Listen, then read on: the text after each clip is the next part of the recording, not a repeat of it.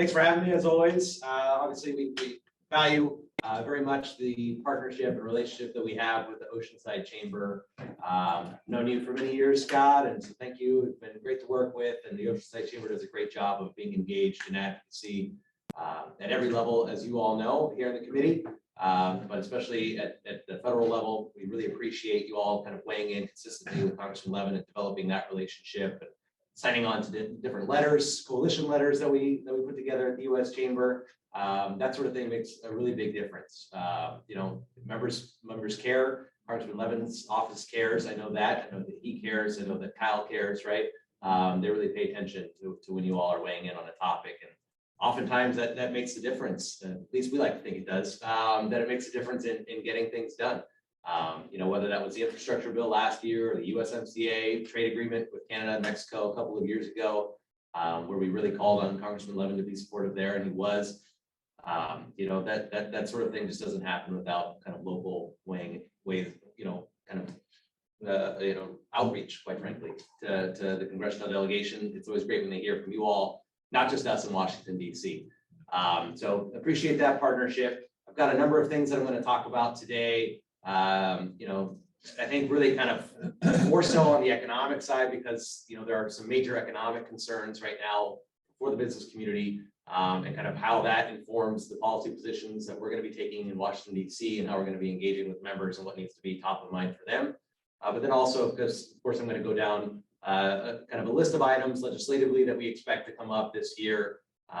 Not surprisingly, this is going to be a difficult environment to get things done, given the fact that we're in a midterm election year. We're just a couple of months away, of course, from the November elections.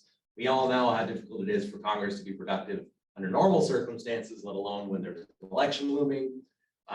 So that, it is going to be a challenge, that's for sure, but there are a number of major kind of economic issues that we're dealing with, and Congress and the administration are going to have to take seriously.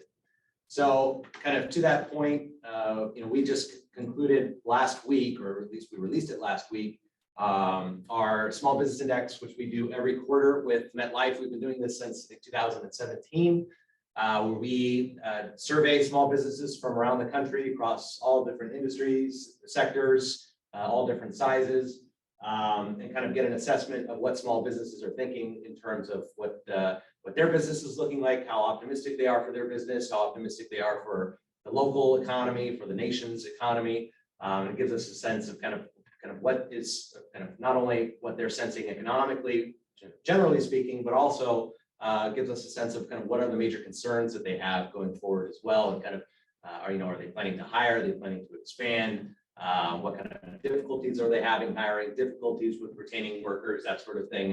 And it's really informative. And in this last survey that we found, we have some good news mixed with some bad news, or some kind of, disconcerting news. On the good news side is the fact that the small business index is as high as it's been pretty much since the start of the pandemic. The fact that you've got a pretty robust majority now of small businesses are saying that their business is in good shape. So 61% of the folks that were surveyed said that their business is in good health.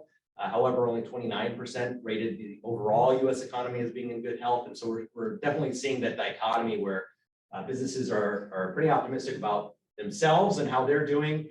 There's kind of a mixed bag in that there's a lot of optimism that has to do with really strong consumer demand. We've got strong retail sales that are still going. Leisure and hospitality is really starting to kick up as well. So businesses are kind of bullish in that sense. But we all know the inflation situation, workforce problems that continue to plague businesses, and then of course supply chain issues that are impacting just about everybody. Those three big factors are leading to a lot of the pessimism that we're seeing, and especially on the inflation side. 85% of businesses are very concerned about inflation and the impact on their business. 67% have already had to raise prices as a result of the inflation that they're seeing. So I think that that's going to continue to be a major topic of concern for small business. And of course, like I said, on the workforce front, more than half of, not surprisingly, more than half of small businesses are having a very difficult time finding workers, retaining workers, and 60% have had to implement changes over the past year in order to improve their employee retention. So I think that these trends are things that we're going to continue to see probably for the rest of the year. On the inflation front, We all know what the numbers were in February. We expect to see something along the same lines of March of 2022. Once those numbers come out, I believe next week. February, of course, was 7.9% inflation. It's the highest in 40 years. We anticipate that number probably going higher, not just this next month, but probably for the next several months. We could be getting close to 10%, even potentially at some point later this year. A lot of that has to do with the fact that, quite frankly, we haven't seen a lot of things kick in yet, right? So the February numbers are before the Russia-Ukraine invasion for the most part, and the huge spike in gas prices that we saw. So those numbers are going to be reflected in the new inflation numbers that we're going to see for March. And then housing too is kind of a lagging indicator. We haven't seen the full effect of housing, right? So, leases that were entered into in April or May of 2021 before inflation really started to kick into gear. Those are going to be coming up, and rents are going to no doubt increase to reflect the new inflation numbers. Also, a lot of the inflation has been driven by retail. So we've seen kind of the price of goods soar, obviously, over the last several months. Services hasn't soared at the same rate, but it's starting to now, especially as demand starts to pick up for leisure and hospitality. Like I said, we're starting to see more demand for travel. We're going to probably see price increases as well. More so on the services side. So over the next couple of months, we could see more of those pressures that are going to lead to higher inflation numbers, unfortunately. And what that does, of course, for just the everyday person, is it erodes your wealth, the amount of money that you have in savings. Obviously, it essentially is a tax increase, especially when it outpaces the raises that you're getting in your paycheck. And even though we've seen really robust wage growth across industry sectors, I think last month it was again around 5% wage growth year over year, which under normal circumstances would be amazing. But when inflation is 7.9%, doesn't mean a whole lot. And so that's what that kind of middle chart there is showing. Essentially, the gray line, the consumer price index, which is the inflation number, outpacing the earnings increases for most sectors, with the exception being now leisure and hospitality. Like I said, that's where we're seeing a lot of demand. And we're seeing a lot of employers in that sector really starting to try to pick up, hire more employees, and so they're having to increase their pay quite a bit, especially because they've seen a lot of turnover. Leisure and hospitality seeing the highest quit rates as well among all sectors. So they're trying to compete for the kind of limited pool of workers. So they're actually seeing pretty significant price or pay increases, which is good. But even then, over the last couple of months, that started to come down a little bit. As now we've just had the Fed do one round of interest rate hikes, and we're going to see probably more of that. We're probably going to start to see on the demand side of the economy a little bit of cooling over the next couple of months, especially as we anticipate several more rounds of rate increases and things like that. So we'll keep an eye on that, but obviously the inflation issue continues to be a big one. There are a couple of recommendations that we're looking at the U.S. Chamber. So first and foremost, we need to stop blaming business for inflation.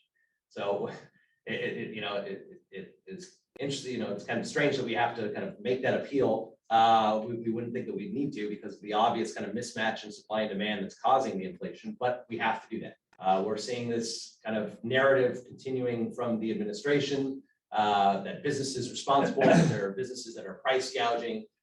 We saw it just last week. President Biden gave a speech on gas prices, blaming oil companies for sticking it to consumers and raising gas prices. We saw it in the State of the Union address. He went after multiple industries there. He went after pharmaceutical industry, he went after oil and gas, he went after meat packers, he went after shipping companies, saying that we're going to stick the Department of Justice on you if you continue to raise prices like this. So we've got to get away from this narrative, because it's absolutely incorrect. And I think most of the public understands that too. All the polling that we've seen shows that people aren't buying this line of attack, that it's business's fault. They understand that it has to do with a myriad kind of reasons, but whether it's supply chain issues that are happening, whether it's a lack of workers and therefore businesses are having to increase their pay and costs are going up, whether it's the amount of stimulus, the amount of money that's been pumped into the economy, over $6 trillion for COVID relief,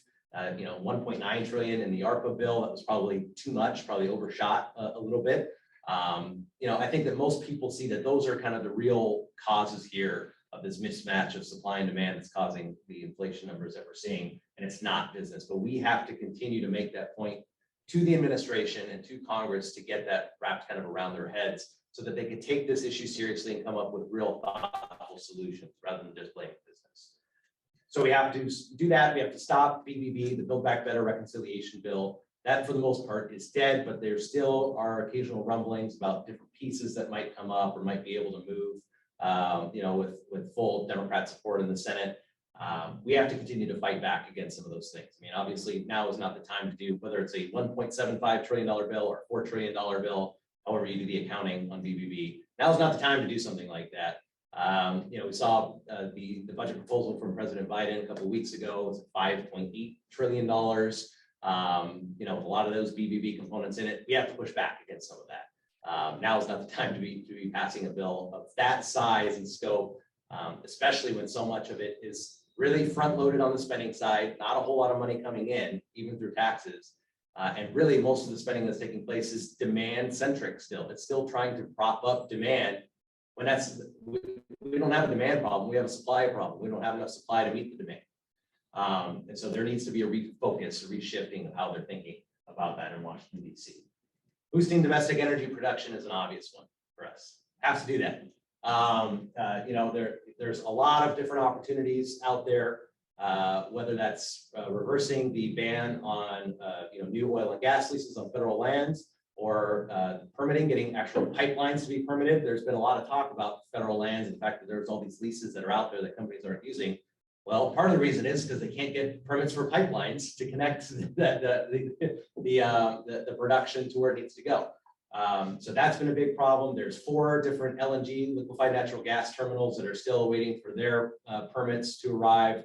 There are a lot of issues and a lot of different things that the administration can do to boost domestic energy production. And while it would take a long time to kind of see the results of that come to fruition, just signaling that the administration is open to these things can lead to an instant drop in the price of oil per barrel, which could give us at least some relief at the gas pump. And if we do that, of course, then the effects on the overall inflation situation, that would be helpful as well. So we need to do that, and we're going to continue to push the administration to do that. As a matter of fact, the U.S. Chamber, I think we're going to probably be leading a coalition letter on that at some point soon to the administration and the Congress to get some work on that.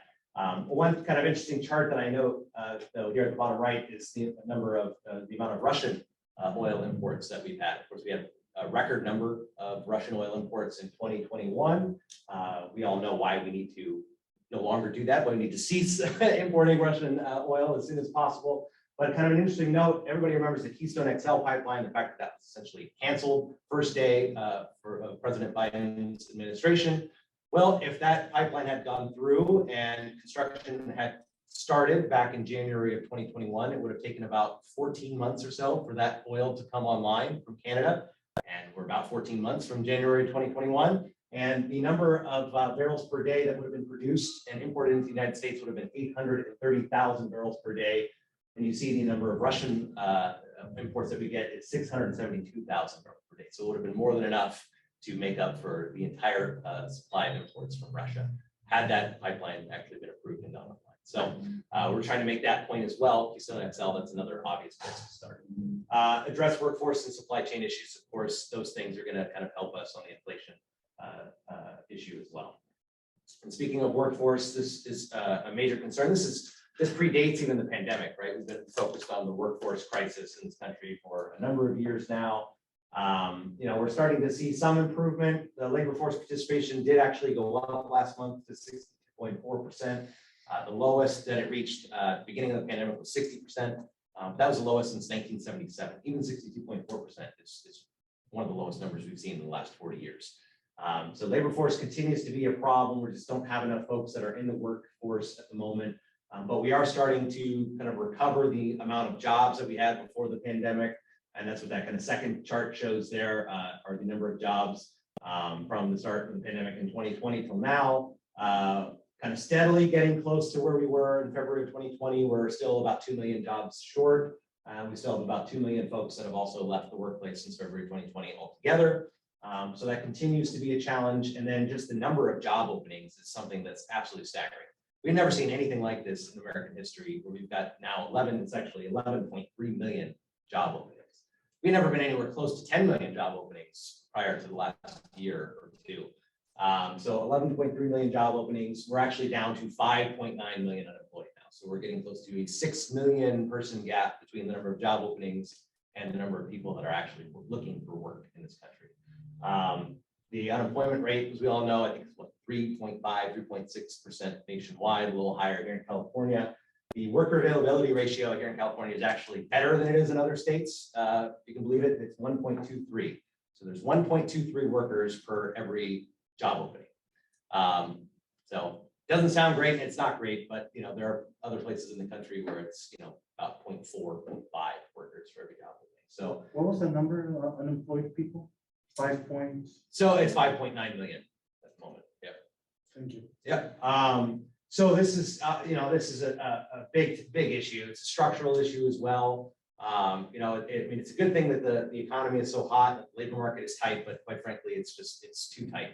And there are a lot of factors leading to this, of course, whether it has to do with the pandemic or women coming into the workforce that haven't gone back into the workforce at the same kind of rate that we'd like to see. A lot of folks that were close to retirement age, and then the pandemic hit, and then they just decided, I've got enough savings, whatever, I'm just going to retire outright. We've seen a lot of that. Obviously, just structurally over the last several decades, birth rates have been down. They continue to go down. So that's going to continue to be a problem as well. Immigration numbers also, which in my next slide, I'll hit on the immigration side. Since the pandemic, I mean, immigration has just been in free fall, right? The number of migrants that we have coming to work in the United States is nowhere near where it needs to be, nowhere near where it was in 2019 before the pandemic. So there's a huge gap there. Quit rates, of course, we have this great resignation and all of that. And there's some good news that's come out of the great resignation. The fact that we've had record startups, record number of small businesses start up, but the quit rates have been a real problem. Like I said, the hospitality leisure industry in particular, 6.5% quit rate. I mean, these are kind of all-time high numbers. So major challenges there.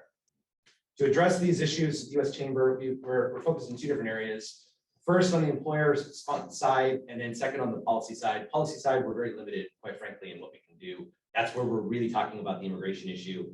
On the employer side, that's where we're talking about kind of what employers can do, to find talent, to retain talent, kind of different innovative ways that they can, have flexible kind of work schedules, or just kind of, unique things that they can do to bring in new people and to keep people on board. Talent pipeline management system is something that we run through our foundation. Where we try to essentially kind of make sure that the community is producing the right kind of talent that the local employers are actually looking for. And so that's where we get employers, community colleges, vocational schools kind of together to make sure that they're all on the same page, because there's oftentimes a mismatch in what's being produced by K through 12 or community colleges and universities and what the local employers actually need and are looking for. So that kind of helps. Hiring our heroes, of course, a big deal here in Oceanside. We've done a lot of stuff in Oceanside and Camp Pendleton, trying to get veterans into the workplace and their spouses into the workplace as well. Second chance employers, we've got a lot of interesting stuff on that, kind of looking at folks that have criminal backgrounds that are oftentimes kind of written off. They think that that's an opportunity too. So we've got to, just be kind of innovative in how we look at this. And we've got a lot of resources at the U.S. Chamber Foundation that you can check out as well. On the policy side, it's really immigration centric. Like I said, we're about more than 2 million immigrant workers short than where we should be. If we looked at the trajectory for the last 30 years going up until 2019, we had a massive fall off there, and you see that in the bottom right chart, and that's where you see that 2 million figure. And of course, we had 2 million fewer folks in the workplace than we had at the start of the pandemic. Well, that would make up for that gap. And just the processing of visa applications, the consulates have been shut down for 2 years. We've got over 1 million backlog in visa applications in our consulates around the world. So this is a big problem that kind of the State Department, quite frankly, needs to get it where they need to get their act together. But then Congress needs to start taking this issue seriously as well. There are a number of different solutions that are out there that could boost, whether it's H-1B, H-2B, H-2A, there are all kinds of different visa categories that aren't being used right now. We need to be able to boost those caps, be able to process those individuals and get them into the country to be able to work. And thankfully, the administration the other day did boost H-2B category. That's kind of temporary seasonal workers. They boosted that by a total number, I think it was 55,000 for this year. So that's going to help. But employers definitely need a lot more assistance on the immigration front. So we understand it's an election year. It's always difficult to talk about immigration in an election year, but we're going to keep doing it at the U.S. Chamber because it's important. So for the rest of 2022, of course, today you've got the Supreme Court, nominee Ketanji Brown Jackson is going to be confirmed later this afternoon, probably with 3 Republicans in support. So that's kind of item number 1. Government funding, we're going to have that fight as well coming up, later in the year, September 30th, when the current fiscal year funding expires. The debt limit we don't have to worry about until beginning of next year, although we'll see what the plan is for that. That'll be interesting, especially since we'll have a new Congress. IIJ, that's the infrastructure implementation. Of course, we're going to keep an eye on that, making sure that the money is kind of getting out the door and where it needs to go to physical infrastructure projects that are of importance. I think the big kind of bipartisan package, probably the only real big bipartisan bill that we could probably see get done for the rest of the year would be the China Innovation Competition Bills, USICA, the U.S. Innovation and Competition Act, that really kind of focuses on bringing critical supply chains back to the United States to deal with microchip manufacturing and things like that. Also, there's like R&D for artificial intelligence. There's kind of a lot of interesting components there, but there's bipartisan support for doing that. So we think that bill ultimately gets through. It's currently in conference. The Senate and the House passed 2 different bills on that. So we'll look at that over the next couple of months. Build Back Better, like I said, 2.0, just have to be diligent or vigilant in kind of making sure that doesn't come back to life. PRO Act, Protecting the Right to Organize Act, big labor bill. We vehemently oppose. The reason why I bring this up is not because necessarily the bill itself is going to be coming up this year, but because various components of this bill keep on coming up in other unrelated bills. It's been very frustrating. So we saw that even in one of the China bills on the House side, where they had a card check provision in there, right? So if you've got money from the federal government for research and development and AI, then you had to be open to having your workforce be unionized through card check, where the union would essentially be able to look and see how all of your employees are voting. So just kind of examples like that we have to keep an eye on. Workforce supply chain issues, of course, foreign policy, Russia, Ukraine, that's going to continue to be a big one. We'll see what comes up with China, Afghanistan. There's usually kind of surprises right before the midterm election. So we could be in store for a couple more. Antitrust is a big one. There's movement on the Senate side on a big bill that would essentially create a separate standard of how to do business for tech companies, essentially for 4 big tech companies that are based here in California and employ hundreds of thousands of Californians. The bill is designed specifically to target them. So not surprisingly, we're going to be fighting against that. We don't believe in kind of setting 2 different legal standards for different companies just because of how big they are or whatever.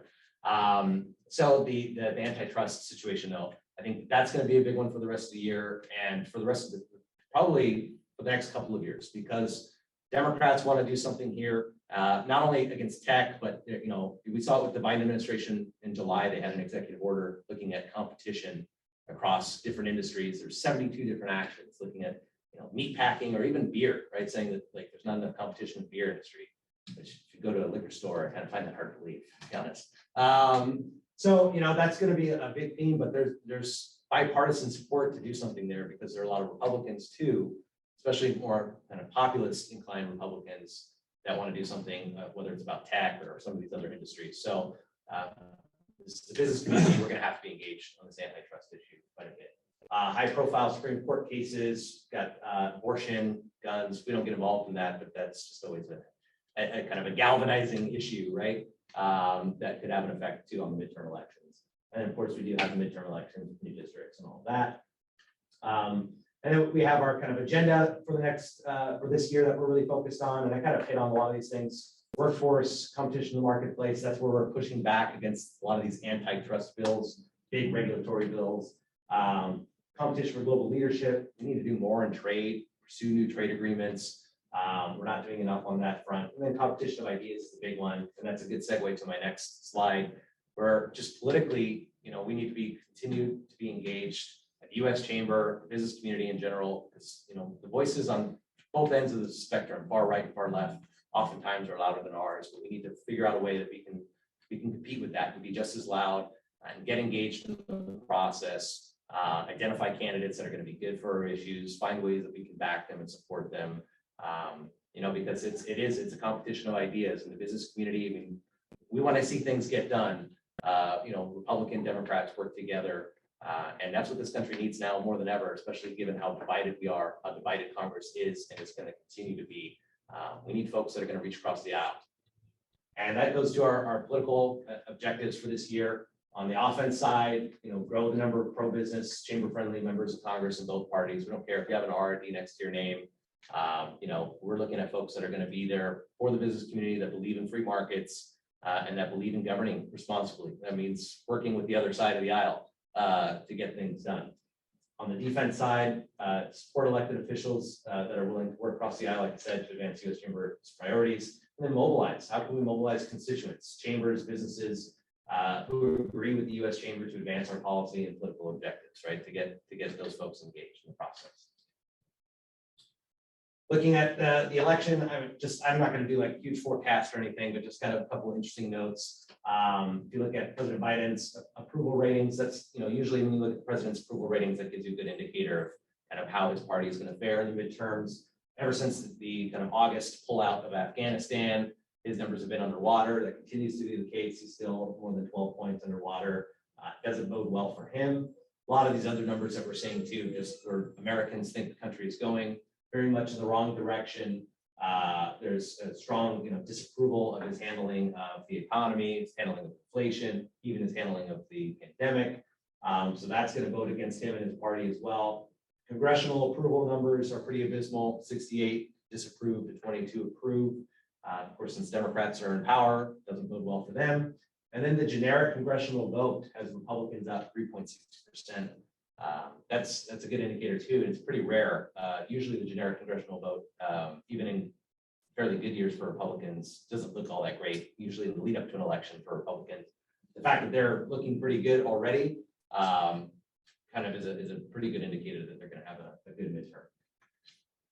And what we can expect, just kind of looking at history, over the last 20 years, every election has been a change election, the exception of 2004 and 2012. So essentially you have the House, Senate, or presidency switching parties.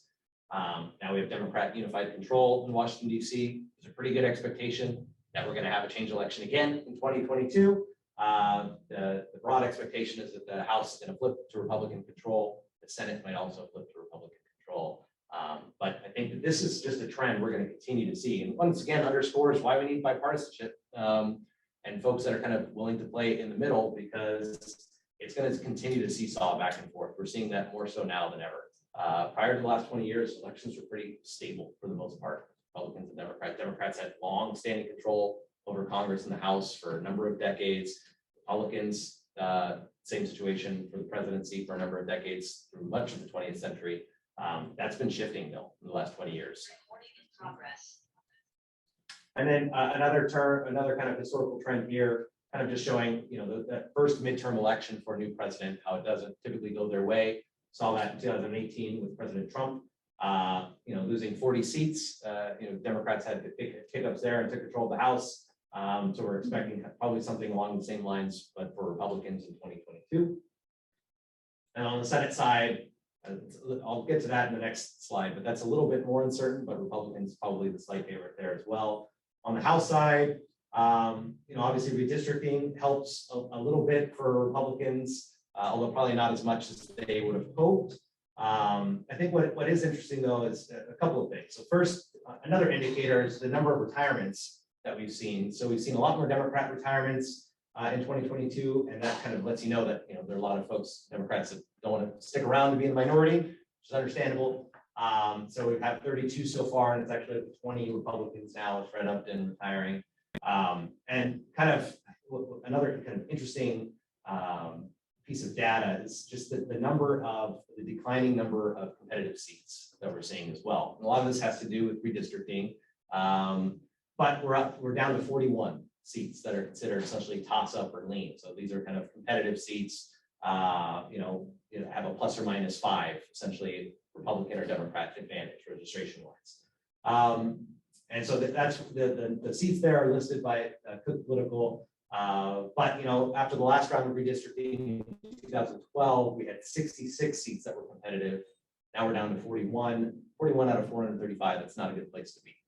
We're seeing seats that are, just continue to be more concentrated, heavily pro-Democrat or heavily pro-Republican, and it makes our job, quite frankly, a lot more difficult, right? When we're having to navigate that political environment where we're trying to get bipartisanship, but if being bipartisan sometimes means that you're going to get primaried on your left or your right, so that's what folks are more concerned about, right?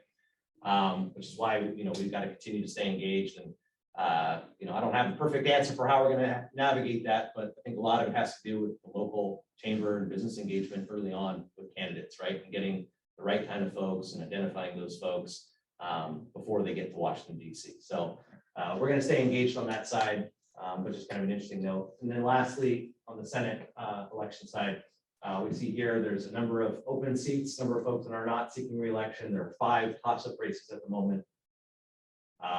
3 currently held by Democrats, 2 by Republicans.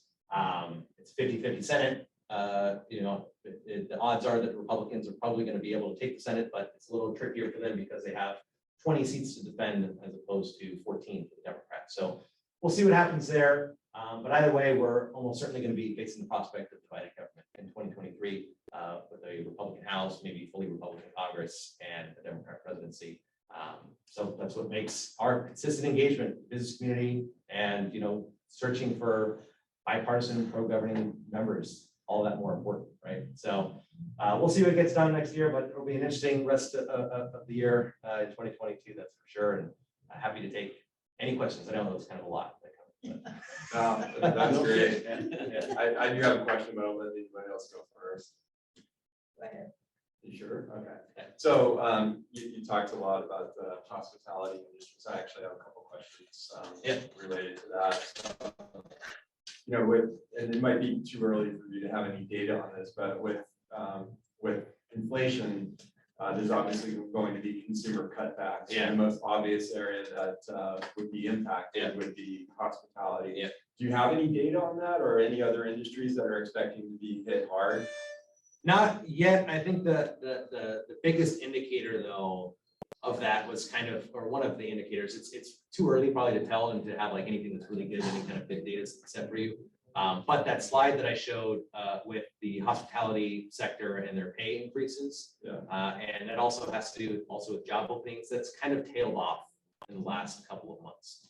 So that gives us an indicator that things are kind of cooling in the services sector and demand in the services sector. But that's the best that we have right now. And that's only been, just a couple of months of data. So. And there's nothing anecdotally that would show that, here locally, and unless you would know more than I do. I think if you're hearing from any of the hospitality partners on impacts from inflation. And we actually are getting data, and I can send you some articles and things that were written. It's not people. The demand is still going to be. We expect summer to be really good. Yeah. I mean, there was obviously really concern, especially with gas prices and stuff. But I feel that it seems like the will to travel and get back to normal is stronger. Yeah. The sentiment's still really good. Is what we're anticipating. Yeah. So that's what we're seeing. Yeah, I'd agree with that as well. That's essentially what we're saying. I have another question, but let someone else go first. I did I think the advocacy work that you guys are doing is amazing and so important. Do you have any public relations strategies to go beyond the legislators with your priorities, especially when it comes to educating consumers about the importance of not blaming business on the inflation? Do you have any kind of communication strategies that go beyond the legislators? Yeah, I mean, we do in terms of, we have regular appearances, from whether it's Suzanne Clark, our CEO, or Neil Bradley, our Chief Policy Officer. I mean, they get, they're on, CNBC or, Fox Business pretty regularly, talking about exactly that. So, and from our comp shop, we're constantly producing things like that. Of course, we have social media presence, and we've got, kind of an email list that's not just the chambers, but also our business members, as well as other folks that have signed on to uschamber.com/action that are interested in kind of the advocacy work that we're doing. So we disseminate that information, we communicate with them. But beyond that, unfortunately, not a whole lot. I mean, I don't know how much that moves the needle all More at the over. local level needs. Right. Yeah, that might be Wisconsin's great. really good, but that might be something to help from a more local level. Yeah, that would be a great way to partner with the local chambers and maybe providing some resources for us Yeah. to share that messaging. Yeah. To our community. Yeah, and absolutely, and anything that you get from us, because we have, you get all kinds of emails. Yeah. Right? Yeah. So anything that you see from us, whether it's our blog posts or any surveys and things like that that we're doing on these topics, feel free to disseminate, feel free to put in your own newsletters. Honestly, we want you to use it as much as possible. Sure. I have a question. This might be a big question, but I'll try and make it a smaller, easier to answer question. So you're talking about oil independence and going back to United States being, energy or oil independent from other countries. As we start to see maybe sentiment changing as far as the United States being more independent with a lot of resources and a lot of, whether it's, food, energy, oil, technology, that kind of stuff. Has the U.S. Chamber identified what we have the capability of being independent with, what resources we have available, and what maybe we don't? So maybe minerals or precious metals that we have to get from other countries, or processing of those. I think that our focus isn't as much on independence as it is on security. So like on oil and gas, like we're okay, we're going to import certain amounts of oil and gas no matter what. Even when we were a couple of years ago, the world's leading producer of oil and gas, and we could have probably been self-sustaining, and that's just the market doesn't work that way, right? So California, for example, we're not connected to the rest of the pipeline infrastructure in the country for oil. We get most of ours actually, through ships, and a lot of that actually from Russia. But when we're talking about security, that's where we'd like to get off of something like Russian oil, or oil from these petro states that are not very secure locations to be getting that from. And instead, Canada, right? So the Canadian oil, which has seen a big boom in the aftermath now of Russia and Ukraine, a lot of demand there. That makes sense. And yes, it's technically imported from another country, but it's an ally, and we don't have much to fear from Canada. That's a good source, a good reliable source to get that. And the same thing goes for other supply chains as well, whether it's for chip manufacturing or anything like that. I mean, we'd be looking to get those sorts of things from allies if we can, and kind of decrease our vulnerabilities from potentially kind of problematic states. And so that's, I think the focus really for us is on the security side, but there are certain minerals, like I said, rare earth minerals and things like that. We've obviously heavy dependence right now on China. There are opportunities here in the United States to do more of that. We're advocating for that. And even same thing on the chip manufacturing side, right? A lot of that obviously in Taiwan and other places, Taiwan being vulnerable to what happens in China potentially in the next several years, wanting to bring some of that back to the United States. Doesn't mean we have to be fully self-sufficient on these things. That's probably not realistic, but just making sure that we have secure supply chains is most important. And might we switch a little bit more, because the reason why we went away from a lot of this is for environmental concerns. Yeah. But we're purchasing not only from people that are not our allies, but are also probably more detrimental to the environment. Yep, absolutely. Yep. Our ally countries. Yep, absolutely. Yeah, I mean, you'd want to get oil and natural gas from Canada more so than you would from Russia or even Saudi Arabia or Qatar, right? I mean, it's just not going to be produced in an environmentally friendly way, right? And same thing for those rare earth minerals, right? We'd much rather have that here in the United States rather than China, right? Yes. So yeah, there's an environmental factor there as well. That's why when you were presenting on the oil situation, I don't understand how they justify, when you look at sustainability and security, how you justify bringing all this oil in from other countries, especially Russia, when we were self-sufficient. I don't understand. I can't comprehend the justification of that. Yeah, it's hard to it is hard to understand. It's hard to comprehend why that's our strategy, right? We're asking, not just Russia, or not anymore Russia, but now Venezuela or Saudi Arabia to boost production, these OPEC countries that we've always kind of had a strained relationship with, when we have those resources in our own backyard, they can be produced much more sustainably. There's a very strong lobby So against many those things, things unfortunately, but There's yeah. a political answer rather than the law. I know, That's and exactly I know that, but Yeah. it just, But we might have still, how do you opportunity. justify? And this opens up light, and hopefully this is an opportunity. Yeah. And educating the public and educating lawmakers and why Yep. countries like, I spend a lot of time in spent nuclear fuel land, energies like Finland and Canada are going back to that cleaner source of energy and Yep.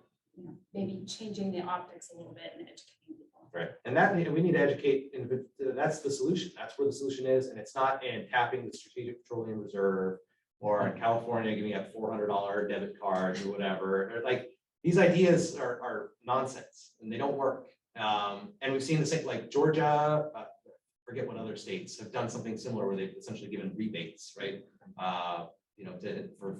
Because of the increase in gas prices. Well, all that's done is actually spur demand. The states that had the rebates go into effect due to high gas prices, essentially $400 checks, $600 checks, whatever, to their citizens, their residents, actually spurred more gas consumption, which is exactly the problem, right? You want that, there's too much demand in gas, there's not enough supply. Okay, well, giving people a subsidy essentially is now creating even more of a problem in that demand supply equation. So we got to get away from that sort of thing and talk about the real solutions. I have a workforce question. So you mentioned the hospitality industry being hit hard with the workforce shortage. What other industries are hit the most at this point or suffering the most? Oh, I had a good slide on this too. I didn't include it in this one. So you have leisure, hospitality, services, retail sector, childcare, home care. But there's a good article even too, a couple days ago in the Wall Street Journal about on the home care and kind of hospice side of things, where 99% of companies are saying that they don't have enough workers. 99%. So those sectors have been kind of the hardest hit, but it's really kind of across the board. I mean, construction, I mean, you name it, but it's services, so hospitality, leisure, retail, childcare, home care. Those are the ones that pop out immediately. I'm seeing it, the CSU that could have opened months ago isn't open because there's no one to step in. Really? We're still hurting. Yeah. We're still know. can't meet the demand, the work. And we just went to Nashville and there were restaurants that were empty with an hour and a half wait because they didn't have the staff. They Yeah. couldn't fill. I mean, you saw, like a quarter of the restaurant had people in it and it was an hour and a half wait. Wow. They can't sustain that. They can't, they're gonna be out of business. Right. Going back to educating the public, how do we get there when the country is so divided? Everyone is in their own little silo and they listen to whatever, about the Keystone pipeline and all of that. Mhm. So how do we get there? I mean, I think that's what we need to figure out. I know you're saying that really working on Yeah. bipartisanship, and I think that is very important. Yeah. But we're at a place in this country that, how do you educate? Yeah, it's a good question. It's tough. I think that there's an appetite though for bipartisanship. That's I heard that this morning. it's definitely there. You don't hear as much about it. Folks aren't going to be loud about, oh, I'm working the bipartisan way. But I mean, there was a poll just the other day I saw, like the most popular House members, the most popular senators, and like literally the entire list of the 20 most popular U.S. senators are all essentially considered moderates.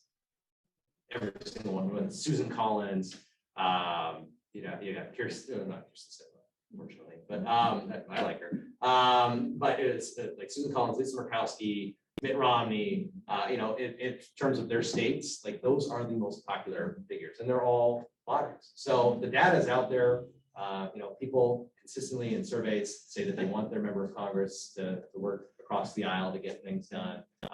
So I think that that's out there. It's just, you're right though, in terms of kind of where do we get our messaging out.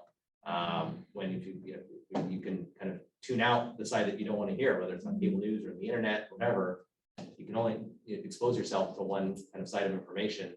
I think that's where chambers, we play a role. The U.S. Chamber, we do what we can. I think just chambers in general are in a pretty good position to disseminate information and to educate the public, because chambers is a brand, and Scott knows this, right, through WACE, we're held in high esteem by the public. Well, Congress has a 60-80% disapproval rate, 22% approval. Chambers are like 78% approval, right? So people love chambers of commerce, people love small business, that consistently holds well. So we're kind of a trusted source of information. So I think that might be an opportunity, right, for chambers to kind of play that role in disseminating information, right? So. Any other questions? So I see Kyle has joined us from the Congressman's office, so we'll invite him to do a legislative report as soon as I can switch the screen over. But thank you so much, Jennings. Appreciate the update. Yes, of course.